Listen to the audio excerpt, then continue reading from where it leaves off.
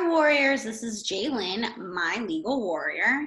And today's segment is going to be about having an interpreter at your hearing, especially since we are going through the stay at home orders where we need to stay home during COVID-19 and we need an interpreter for our hearing. Now, let's be clear, you can't go to any hearings right now, not even on a restraining order.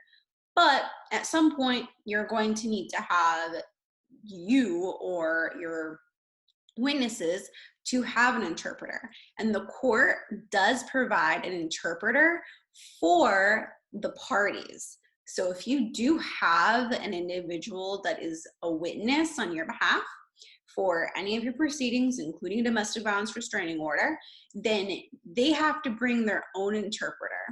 Whereas the court provides one to you for, well, no cost, so long as you timely request the interpreter. Sometimes individuals just attend their hearings and ask for the interpreter on the spot, and you may or may not necessarily get one, and then your case might be delayed if they can't locate an interpreter that is available to assist you. So what is the form that we need to fill out in order for us to get an interpreter? And I'm going to go ahead and share this screen. It's the interpreter request or cancellation form. It is form ADM 348, and it literally says that an interpreter is requested for whom? A party, a witness, or other. Again, for parties, the court is required to provide one for you. For witnesses, the court is not required to provide an interpreter for you. You'd have to bring your own.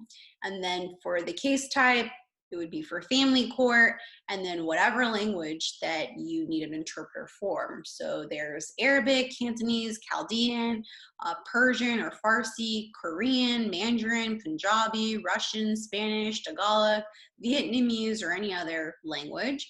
And then if there's a special dialect, like a town or region of origin, then you can go ahead and include that information as well. And then you're going to, include the hearing, date and time, where it's going to be, what departments it is, and how long you think the hearing will last.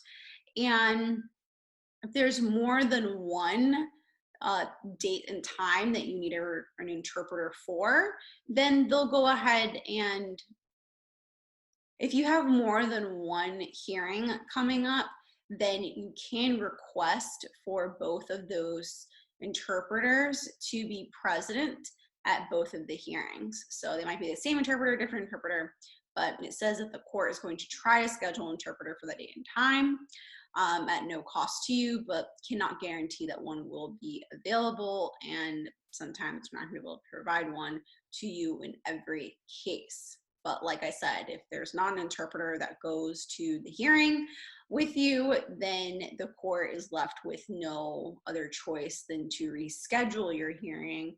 And if they feel that they are not going to be able to actually provide one to you for whatever reason, then they will in fact mandate you to bring your own interpreter. But the court is required to provide one to you, especially in a domestic violence matter, and not for your witnesses, but for you and the other party as well.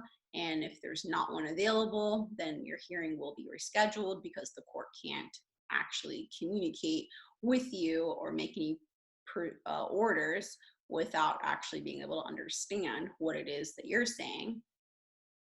And then if you need to cancel an interpreter, then you could go ahead and complete just section B, and then the name of the person who completed this is going to go ahead and write out their name and the date And that is it. So you're going to go ahead and file this with the court, and the court will, in fact, process it and allow you to have an interpreter at the day of your hearing. The quicker that you complete this form, the better, because then the likelihood of an interpreter being available for the date and time and location, then that would be what's best for you.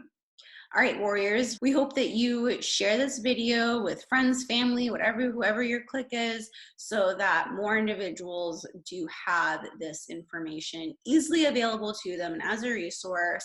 Thank you so much, warrior. We hope that you are staying safe during COVID-19.